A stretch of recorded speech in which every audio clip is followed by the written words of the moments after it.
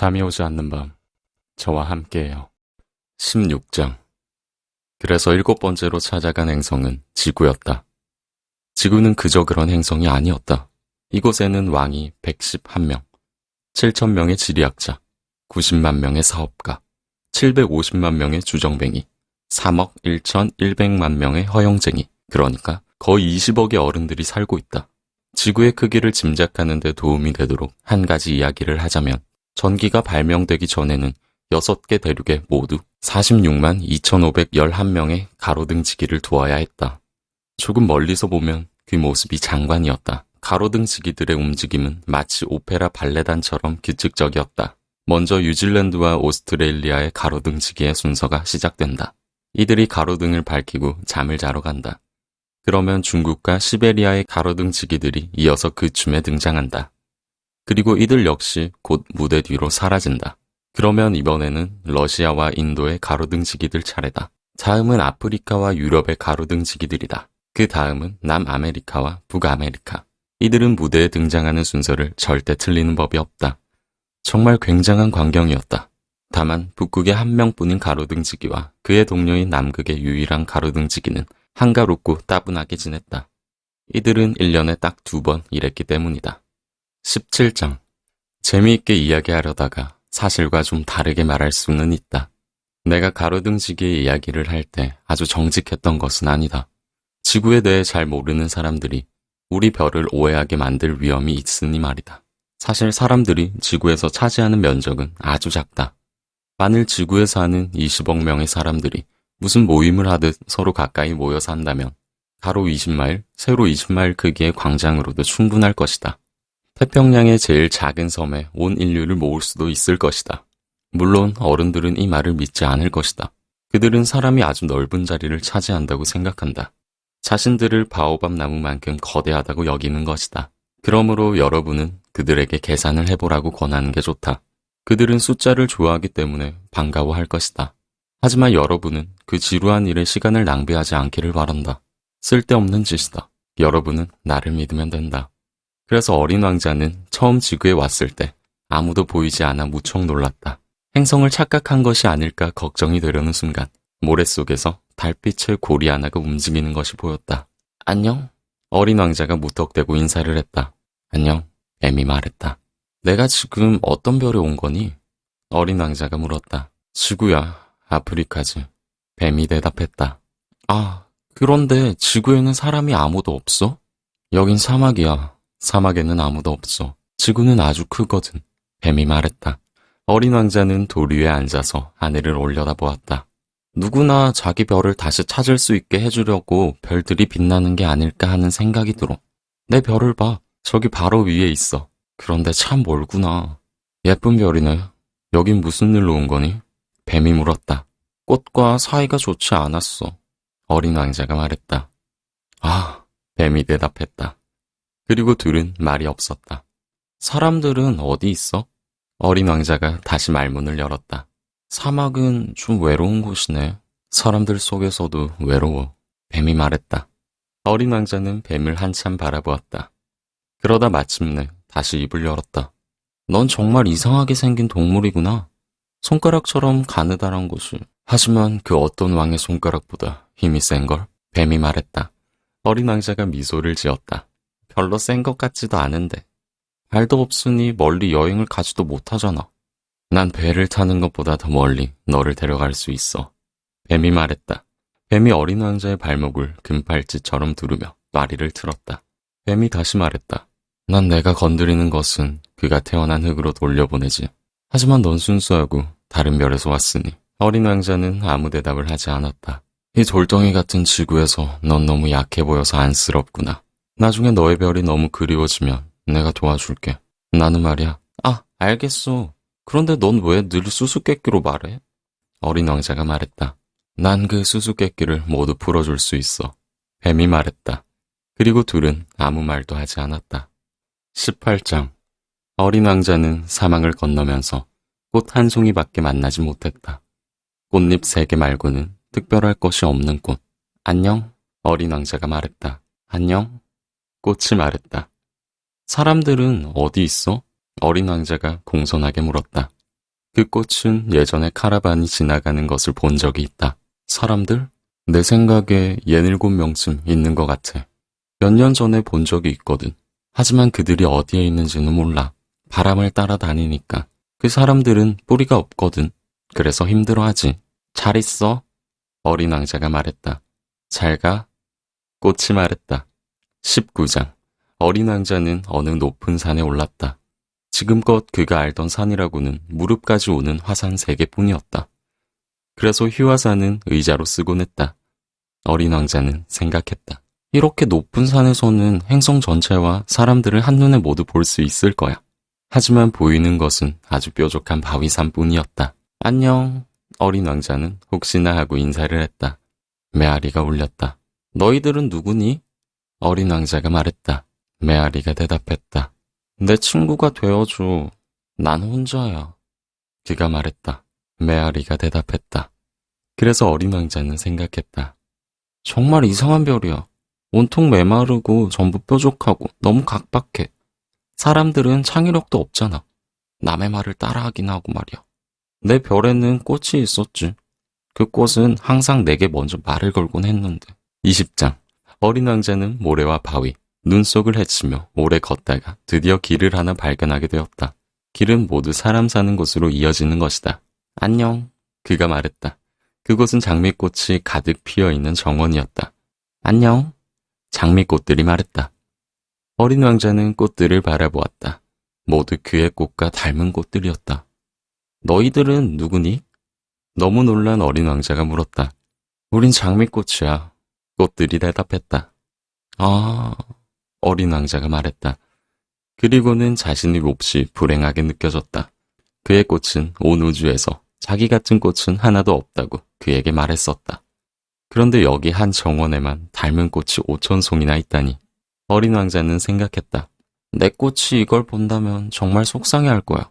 어쩌면 기침을 마구 해대며 웃음거리가 되지 않으려고 다 죽어가는 흉내를 내겠지. 그럼 나도 꽃을 보살피는 척해야 할 거야. 안 그러면 나까지 미안한 마음이 들도록 정말 죽어버릴지도 몰라. 그리고 이런 생각도 했다. 난 세상에서 단 하나뿐인 꽃을 가진 부자라고 믿었어. 그런데 그저 평범한 장미 한 송이를 가진 거였군. 그 꽃과 내 무릎까지 오는 화산 3개.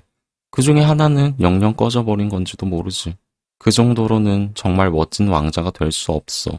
그러고는 풀밭에 엎드려 울었다. 21장. 여우가 나타난 것은 바로 그때였다. 안녕? 여우가 말했다. 안녕. 어린 왕자는 공손히 대답하며 돌아보았지만 아무것도 보이지 않았다. 나 여기 있어. 사과나무 밑이야. 목소리가 들렸다. 넌 누구니? 참 예쁘구나. 어린 왕자가 말했다. 난 여우야. 여우가 말했다. 이리 와서 나랑 놀자.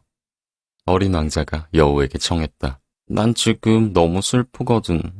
너랑 같이 놀 수 없어. 난 길들여주지 않았거든. 여우가 말했다.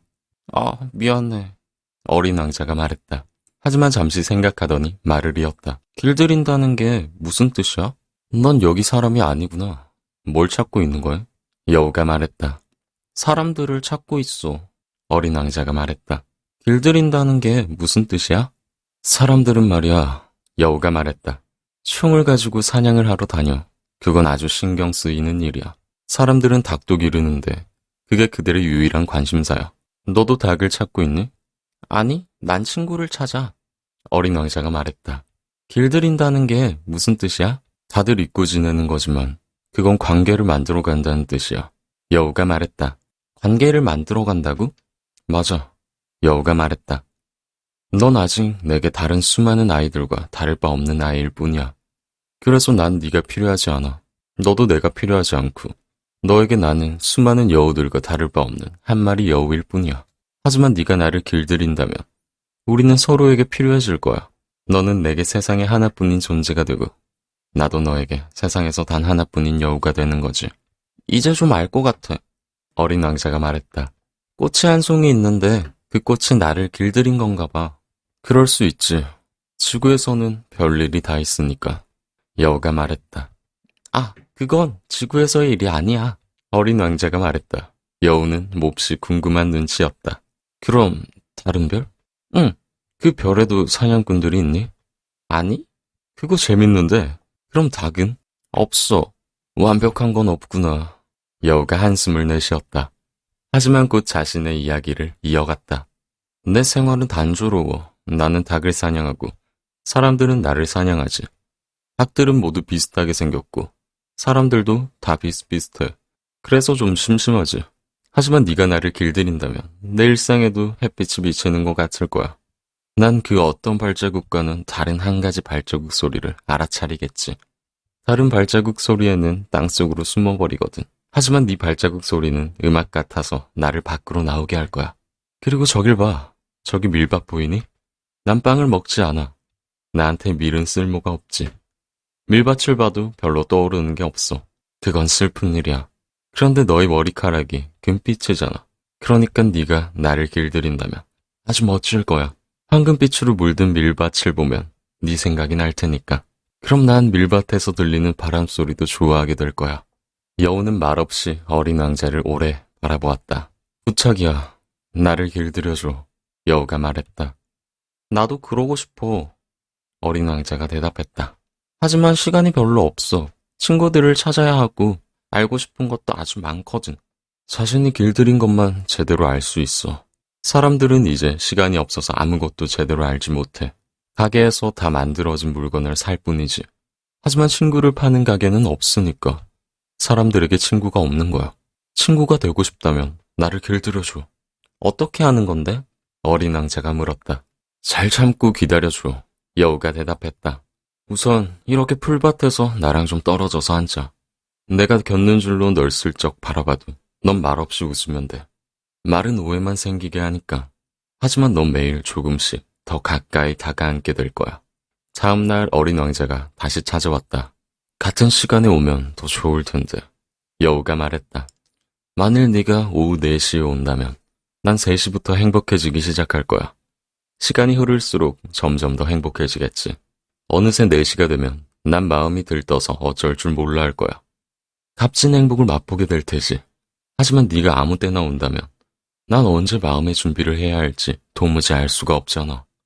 그래서 저마다의 의식이 필요해. 의식이 뭐야? 어린 왕자가 말했다. 그것도 사람들이 잘 잊고 사는 거지. 그건 어떤 날을 다른 날과 어떤 시간을 다른 시간과 구별되게 만드는 거야. 예를 들어 사냥꾼들에게도 의식이 하나 있어. 그들은 목요일마다 마을 아가씨들과 춤을 춰. 그래서 목요일은 아주 멋진 날이야. 나도 포도밭까지 산책을 나갈 수 있거든. 만일 사냥꾼들이 아무 때나 춤을 춘다면 그날이 그날일 테니 난 하루도 쉴 수 없을 거야. 그렇게 해서 어린 왕자는 여우를 길들였다. 그러다 떠날 시간이 다가왔다. 아, 눈물이 날 것 같아. 여우가 말했다. 그건 네 잘못이야. 난 너를 힘들게 하고 싶지 않았는데 넌 내가 길들여주길 바랐어.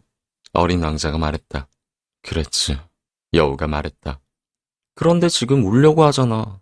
어린 왕자가 말했다. 맞아. 여우가 말했다. 네가 얻은 건 하나도 없잖아. 있어. 여우가 말했다. 밀밭에 색이 있잖아. 그리고 이렇게 덧붙였다. 다시 가서 장미꽃들을 봐. 너의 꽃이 세상에 단 하나뿐이라는 걸 알게 될 거야. 그리고 다시 와서 내게 작별 인사를 해줘.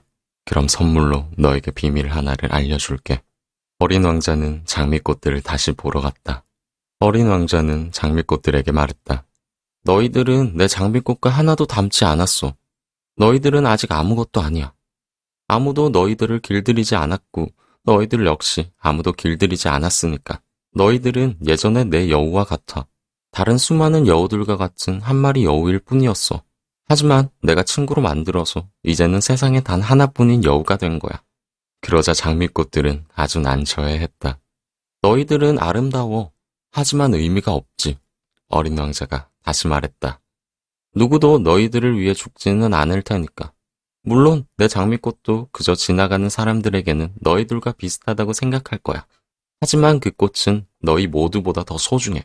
왜냐하면 내가 물을 준 것은 바로 그 꽃이니까.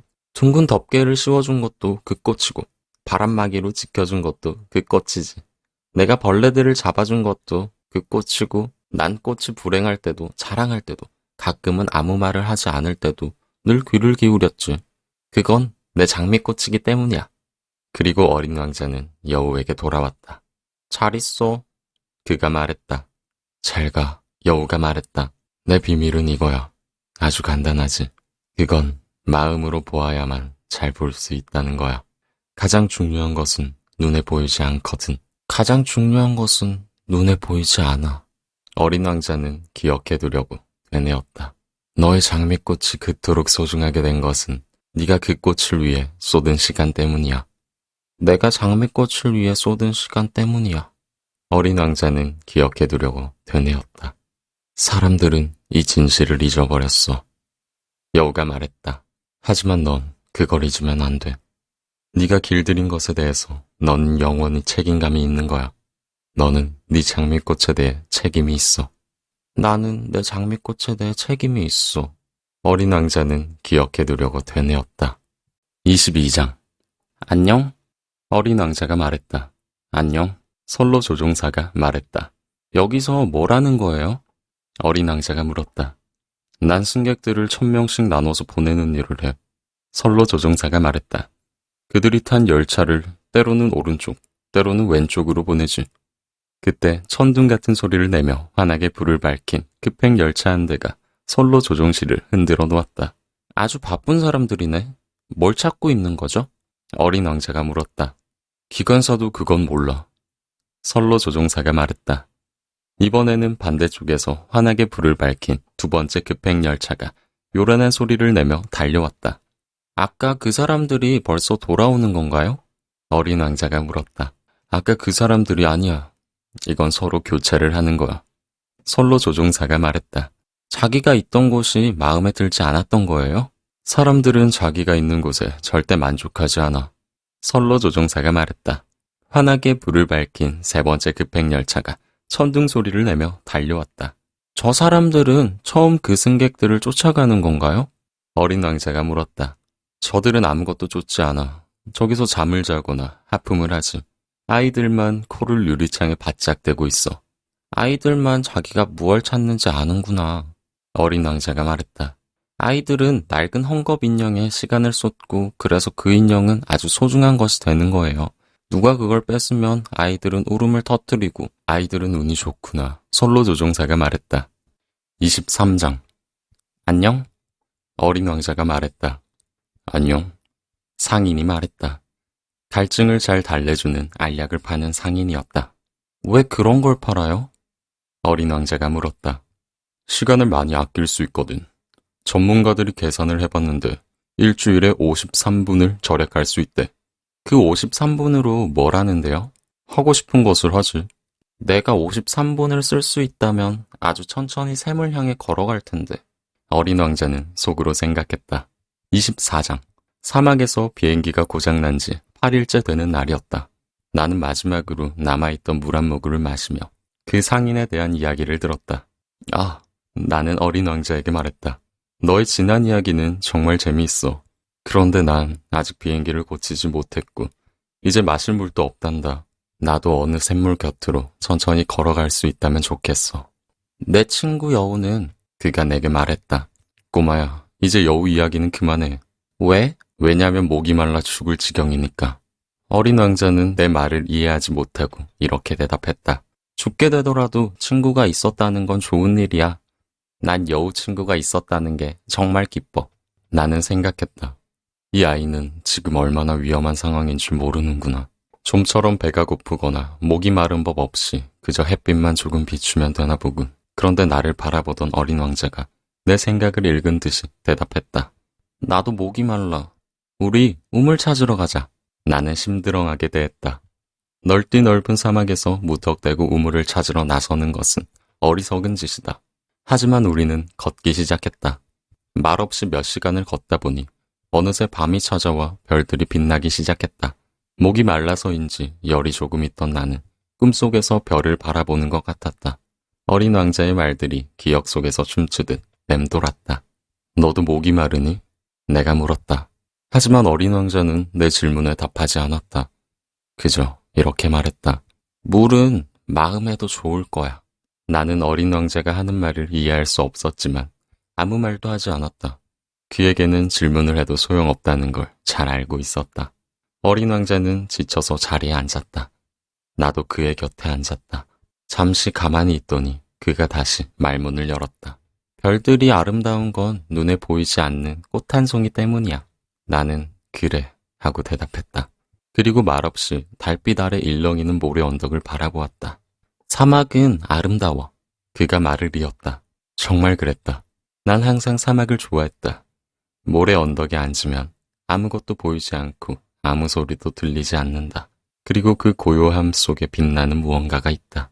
사막이 아름다운 건 어딘가에 우물을 감추고 있기 때문이야. 어린 왕자가 말했다.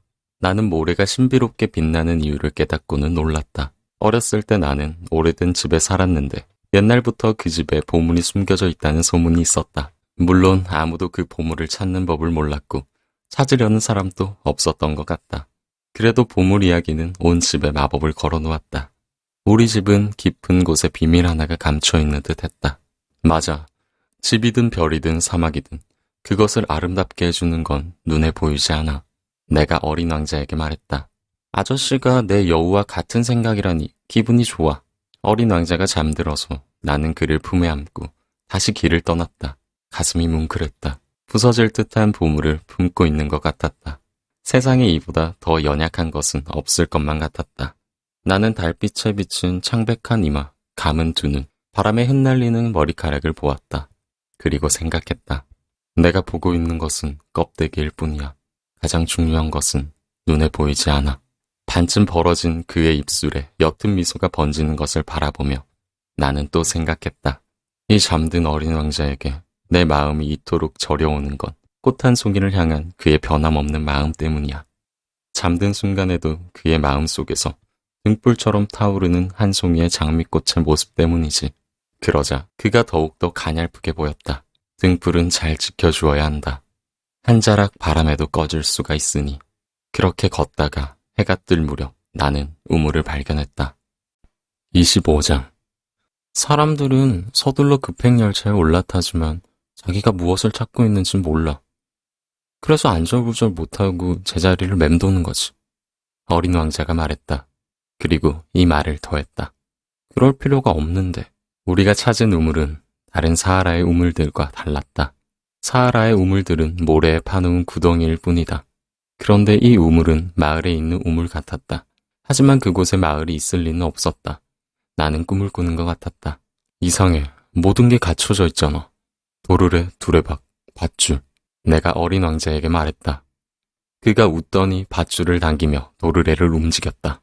그러자 오랫동안 바람이 잠잠했을 때 낡은 풍량계에서 나는 소리처럼 도르래에서 삐걱거리는 소리가 났다. 들어봐. 우리가 깨운 우물이 노래를 하네? 어린 왕자가 말했다. 나는 그를 힘들게 하고 싶지 않았다. 그래서 말했다. 내가 할게. 너한테 너무 무거워. 나는 두레박을 우물 아귀까지 천천히 끌어올렸다. 그리고 균형을 잘 잡아 두레박을 우물 아귀에 올려놓았다. 귀에서는 도르래 노랫소리가 계속 들렸고 아직 일렁이는 물속에 태양이 흔들리는 것을 보았다. 이 물을 마시고 싶어. 어린 왕자가 말했다. 마시게 좀 줘. 나는 그가 찾으려던 것이 무엇인지 깨달았다. 나는 그의 입술까지 두레박을 들어올렸다. 그가 눈을 감고 물을 마셨다. 축제처럼 달콤한 순간이었다. 그 물은 음식 이상의 것이었다. 내가 별빛 속을 걸어와 도르래 소리에 맞춰 두 팔로 열심히 길어 올려 생긴 물이었다. 그 물은 마음에도 좋은 선물 같았다. 내가 어린아이였을 때 크리스마스 트리의 불빛과 자정미사의 음악, 따뜻한 미소 같은 것들이 내가 받은 크리스마스 선물을 더 빛나게 해주었던 것처럼 말이다. 아저씨 별에서는 사람들이 한 정원에 5,000송이나 되는 장미를 길러. 그런데도 거기서 자기가 찾는 것을 발견하지 못하지. 어린 왕자가 말했다. 그걸 찾아내지 못하지. 내가 대답했다. 하지만 그들이 찾는 것은 장미꽃 한 송이나 물 한 모금에서도 찾을 수 있을 텐데. 맞아. 내가 답했다. 그러자 어린 왕자가 말을 못했다. 하지만 눈으로는 볼 수 없어. 마음으로 찾아야지. 나는 물을 마셨다. 그리고 한숨을 돌렸다. 해가 뜰 무렵의 모래는 꿀색이었다. 나는 그 꿀색에도 행복해졌다. 무엇 때문에 그렇게 힘들어했는지. 약속 꼭 지켜야 해. 어린 왕자가 다시 내 곁에 다가와 앉더니 다정하게 말했다. 무슨 약속? 알잖아. 내 양에게 씌울 입마개 말이야. 난 꽃을 책임져야 해. 나는 주머니에서 밑그림 몇 장을 꺼냈다. 어린 왕자가 그림을 보더니 웃으며 말했다. 이 바오밥 나무는 좀 배추같이 생겼어. 내가 꽤 자신 있었던 바오밥 나무 그림이었다. 여우는 귀가 뿔처럼 생겼어. 너무 길쭉하기도 하고. 그러더니 또 웃었다. 야, 좀 너무한데? 난 속이 보이거나 보이지 않는 보아뱀밖에 그릴 줄 모른다고. 아, 괜찮아. 아이들은 다 알아. 그가 말했다. 그래서 나는 연필로 입마개를 그렸다. 어린 왕자에게 그것을 건네며 나는 가슴이 죄어왔다. 넌 내가 모르는 계획이 있나 보구나. 하지만 그는 대답하지 않았다. 대신 이렇게 말했다. 있잖아. 내가 지구에 온 지 내일이면 1년이야. 그리고 잠시 가만히 있더니 다시 말했다. 바로 이 근처에 떨어졌어. 그러고는 얼굴을 붉혔다. 나는 또다시 이유를 알 수 없는 묘한 슬픔을 느꼈다. 하지만 한 가지 의문이 생겼다. 그러니까 8일 전에 내가 널 처음 본 날 아침, 사람이 사는 곳에서 아주 멀리 떨어진 곳까지 네가 혼자 걸어온 게 우연이 아니었구나. 네가 떨어졌던 곳으로 돌아가려던 거지. 어린 왕자가 또 얼굴을 붉혔다. 그래서 머뭇거리다가 다시 물었다. 혹시 1년이 다 돼서? 어린 왕자가 또다시 얼굴을 붉혔다. 그는 질문에 대답하는 법이 없었다. 하지만 얼굴을 붉힌다면 그것은 맞다는 뜻이지 않는가. 아, 걱정이구나. 내가 말했다. 하지만 그는 내게 이렇게 대답했다. 아저씨는 이제 일해야지. 비행기가 있는 곳으로 돌아가. 난 여기서 기다릴게. 내일 저녁에 다시 와. 하지만 나는 안심이 되지 않았다. 여우가 생각났다. 길들여진다는 건 그로 인해 조금 울게 될지도 모른다는 뜻이다. 26장. 우물 옆에는 무너진 낡은 돌담이 있었다. 다음날 저녁 일을 마치고 돌아왔을 때 멀리서 보니 어린 왕자가 돌담 위에 올라앉아 다리를 늘어뜨리고 있었다. 그리고 그가 말하는 소리가 들렸다. 그래서 넌 기억이 안 난다고? 정확히 여기는 아냐. 그가 말했다. 또 다른 목소리가 대답하는 게 분명했다. 어린 왕자가 이렇게 대꾸했기 때문이다. 그래. 그게 바로 오늘이야. 하지만 장소는 여기가 아니야. 나는 돌담 쪽으로 계속 걸었다. 아무도 보이지 않고 아무 소리도 들리지 않았다. 하지만 어린 왕자가 또 대꾸를 했다. 그래, 모래 위에 내 발자국이 어디서 시작됐는지 보란 말이야. 거기서 날 기다리면 돼. 내가 오늘 밤 그리로 갈 테니까. 나는 돌담에서 20m쯤 떨어져 있었는데 여전히 아무것도 보이지 않았다. 잠시 가만히 있던 어린 왕자가 다시 말했다. 네가 가진 독은 괜찮은 거니? 나를 오래 아프게 하지는 않겠지? 나는 가슴이 죄어와 잠시 멈춰섰다. 하지만 여전히 이유는 알 수 없었다. 이제 저리 가. 난 다시 내려갈래. 그때 돌담 아래로 눈길이 향한 나는 소스라치게 놀랐다. 거기에는 30초 만에 사람을 죽일 수 있는 노란뱀 한 마리가 어린 왕자를 향해 고개를 꼿꼿이 세우고 있었다. 나는 권총을 꺼내려고 주머니를 뒤지며 달리기 시작했다. 하지만 내 소리가 들리자 뱀은 잦아드는 분수처럼 스르륵 모래속으로 기어들더니 별로 서두르지도 않고 가벼운 금소금을 내며 돌틈으로 사라졌다. 겨우 돌담에 이른 나는 눈처럼 새하얗게 질린 나의 어린 왕자를 품에 안았다. 대체 이게 무슨 일이야? 너 지금 뱀하고 얘기한 거야. 나는 그가 늘 두르고 있던 금색 목도리를 풀어주었다. 관자놀이에 물을 적셔주고 물도 마시게 했다. 그런데 이제는 더 이상 그에게 아무것도 물어볼 수가 없었다. 그는 나를 지그시 바라보더니 팔로 내 목을 감싸 안았다. 소총에 맞아 죽어가는 새처럼 그의 심장이 팔딱거리며 뛰는 것을 느꼈다. 그가 내게 말했다. 고장난 기계를 고쳤다니 다행이야. 이제 집으로 돌아갈 수 있겠네. 어떻게 알았니? 정말 뜻밖에도 수리가 잘 끝났다는 사실을 그에게 알려주려고 온 참이었다. 그는 내 질문에는 대답하지 않고 이렇게 말했다. 나도 오늘 집으로 돌아가. 그리고 쓸쓸하게 말했다. 거긴 훨씬 더 멀고 훨씬 더 힘들어. 그에게 뭔가 심상치 않은 일이 벌어지고 있다는 것을 느낄 수 있었다. 나는 아기처럼 그를 품에 꼭 끌어안았다. 하지만 그는 붙잡을 수 없을 만큼 깊은 곳까지 꺼져 들어가는 것 같았다. 그의 무거운 시선이 아득히 먼 곳을 향했다. 난 아저씨가 그려준 양이 있어. 양이 들어갈 상자도 있고 양에게 씌울 입마개도 있지. 그러고는 쓸쓸하게 미소를 지었다. 나는 한참을 기다렸다. 그의 몸이 다시 조금씩 따뜻해지는 것을 느꼈다. 꼬마야, 너 무서웠구나. 당연히 무서웠을 것이다. 하지만 그는 희미하게 웃었다. 오늘 밤에는 훨씬 더 무서울 거야. 돌이킬 수 없을 것만 같아서 나는 또다시 마음이 서늘해졌다. 이 웃음소리를 더 이상 들을 수 없다는 생각에 견딜 수가 없었다. 그의 웃음은 나에게 사막의 샘물 같은 것이었다. 꼬마야, 난 너의 웃음소리를 계속 듣고 싶어. 하지만 그가 내게 말했다. 오늘 밤이면 1년이 돼. 작년에 내가 떨어졌던 곳 바로 위에 내 별이 오겠지. 꼬마야, 뱀이니 약속이니 별이니 하는 이야기는 다 나쁜 꿈이 아닐까? 하지만 그는 내 질문에 대답하지 않고 이렇게 말했다. 중요한 것은 눈에 보이지 않아. 그래, 꽃도 마찬가지야. 만일 어떤 별에 사는 꽃 한 송이를 사랑한다면 밤하늘을 바라보는 건 정말 행복한 일이 될 거야. 모든 별에 꽃이 필 테니까. 그래, 물도 마찬가지야. 아저씨가 내게 준 물은 음악 같았어. 도르래와 밧줄 덕분에 말이야. 생각나? 물맛이 정말 좋았어. 그래, 밤에는 꼭 별들을 바라봐. 내가 어디에 있는지 알려주고 싶지만 내 별은 너무 작아서 말이야. 그렇게 하는 게 더 나을 거야. 그 별들 중 하나가 내 별일 테니까. 그럼 아저씨는 모든 별을 바라보는 게 즐거워질 거야. 그 별들은 모두 아저씨 친구가 되겠지. 그리고 아저씨한테 줄 선물이 있어. 그가 다시 웃었다. 아, 꼬마야.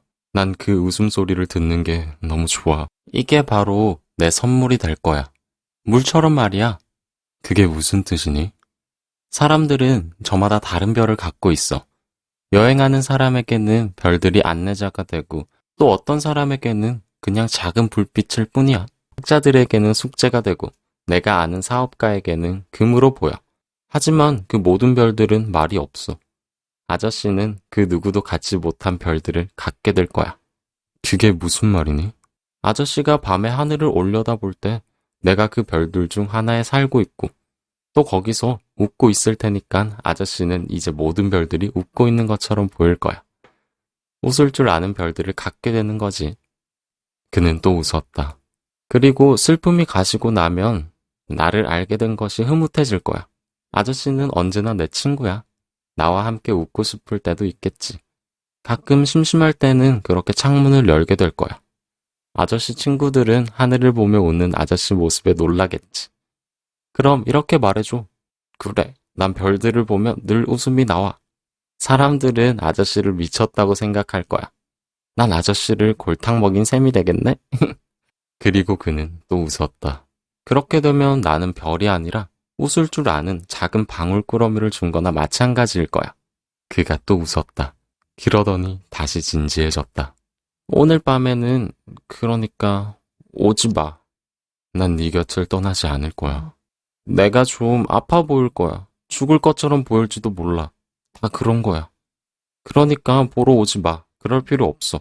난 네 곁을 떠나지 않을 거야. 하지만 그는 걱정스러운 듯 했다. 내가 아저씨한테 이렇게 말하는 건 뱀 때문이기도 해. 뱀이 아저씨를 물면 안 되잖아. 뱀들은 못됐어. 그냥 심심해서 물기도 하거든.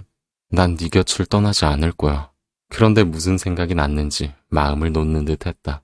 사실 두 번째 물 때는 독이 없기는 해. 그날 밤 나는 어린 왕자가 길을 떠나는 것을 보지 못했다. 그는 소리 없이 사라져 버렸다. 내가 겨우 그를 따라잡았을 때 그는 작정한 듯 빠른 걸음으로 걷고 있었다. 그는 내게 그저 이렇게 말했다. 아, 왔어. 그리고 내 손을 잡았다. 하지만 그는 다시 괴로워했다. 그건 벗어버린 낡은 껍데기 같은 거야. 낡은 껍데기를 두고 슬퍼할 건 없어. 나는 아무 말도 하지 않았다. 그는 조금 시무룩해졌다. 그러나 다시 힘을 내서 말했다. 있잖아, 참 좋을 것 같아. 나도 별들을 바라볼 거니까 모든 별들이 녹슨 도르래가 달린 우물이 되겠지. 모든 별들이 내게 마실 물을 부어줄 테고 나는 아무 말도 하지 않았다. 정말 재밌겠다. 아저씨는 5억 개의 방울을 갖고 난 5억 개의 우물을 갖게 되는 거지. 그리고 그 역시 아무 말도 하지 않았다. 울고 있었던 것이다. 바로 저기야. 나 혼자 걸어가게 둬. 그런데 겁이 났는지 어린 왕자가 주저앉았다. 그가 다시 말했다. 저기 내 꽃 말이야. 난 그 꽃을 책임져야 해. 그리고 그 꽃은 정말 연약하거든. 그리고 너무 순진해. 세상에서 자신을 지켜낼 방법이 가시 4개밖에 없어. 나도 앉았다. 더는 서 있을 수 없었기 때문이다. 그가 말했다. 자, 이제 끝이야. 그는 잠시 더 망설이더니 일어섰다. 그가 한 걸음 떼어 놓았다. 나는 꼼짝할 수 없었다. 그의 발목쯤에 노란빛이 반짝했을 뿐이었다. 그가 잠시 그대로 멈춰 있었다. 소리도 지르지 않았다. 그러더니 나무가 쓰러지듯 그가 천천히 쓰러졌다. 모래 때문에 아무 소리도 들리지 않았다. 27장. 그로부터 벌써 6년이 흘렀다. 나는 이 이야기를 한 번도 한 적이 없었다. 다시 만난 동료들은 내가 살아 돌아온 것을 무척 기뻐해 주었다. 나는 슬펐지만 그들에게는 피곤해서 그래 라고만 했다. 지금은 슬픔이 조금 가라앉았다. 그렇다고 완전히 가신 것은 아니다. 그렇지만 어린 왕자가 자신의 별로 돌아갔다는 것을 잘 알고 있다. 왜냐하면 그날 새벽 나는 그의 흔적을 찾을 수 없었기 때문이다. 그리 무거운 몸이 아니었는지. 그래서 나는 밤의 별들의 소리를 듣는 것을 좋아한다. 그것은 5억 개의 방울과 같다. 그런데 신기한 일이 벌어지고 있다. 나는 어린 왕자에게 그려준 입마개에 가죽끈 다는 것을 깜빡했었다. 그러니 절대 양에게 입마개를 씌울 수 없을 것이다. 그래서 생각하게 된다. 그의 별에서는 어떤 일이 벌어지고 있을까? 양이 꽃을 먹어치운 건 아닐까? 어떤 때는 이런 생각이 든다. 아닐 거야. 매일 밤 어린 왕자가 꽃에게 둥근 덮개를 씌워주고 양도 잘 지켜볼 거야. 그렇게 생각하면 행복해졌다. 모든 별들이 환하게 웃었다. 또 어떤 때는 이런 생각이 든다. 어쩌다 한두 번 방심할 수도 있어. 그럼 끝장이지. 그가 어느 날 밤에 유리 덮개 씌우는 걸 잊어버렸거나 양이 소리 없이 밤중에 나와서 그러면 방울들이 모두 눈물로 변했다. 이건 정말 커다란 수수께끼이다. 나처럼 어린 왕자를 사랑하는 여러분도 어딘가에서 만난 적도 없는 양 한 마리가 장미꽃을 먹었는지 아닌지에 따라서 온 세상이 다르게 보일 수 있으니 말이다. 하늘을 바라보자. 그리고 생각해보기 바란다. 양이 꽃을 먹었을까? 안 먹었을까? 그러면 모든 것이 달라진다는 걸 알게 될 것이다. 어른들은 그게 그토록 중요한 일인지 절대 깨닫지 못할 것이다. 나에게 이것은 세상에서 가장 아름답고도 가장 슬픈 풍경이다. 앞장에 있는 그림과 같지만 여러분에게 더 잘 보여주려고 다시 한번 그렸다. 이곳이 바로 어린 왕자가 지구에 나타났다가 사라진 곳이다. 이 풍경을 자세히 봐두었다가 여러분이 언젠가 아프리카 사막을 여행할 때 그를 잘 알아볼 수 있기를 바란다. 그리고 혹시 그곳을 지나게 된다면 제발 서두르지 말고 그 별 아래 잠시 기다려주기를 바란다. 그러다 어떤 아이 하나가 다가와 웃음 지으며 금빛 머리카락을 휘날리고 묻는 말에 대답을 하지 않는다면 그가 누구인지 금방 알아차릴 수 있을 것이다. 그때는 꼭 부탁할 게 있다. 나를 이토록 슬퍼하게 두지 말고 그가 돌아왔다고 얼른 내게 편지해 주길.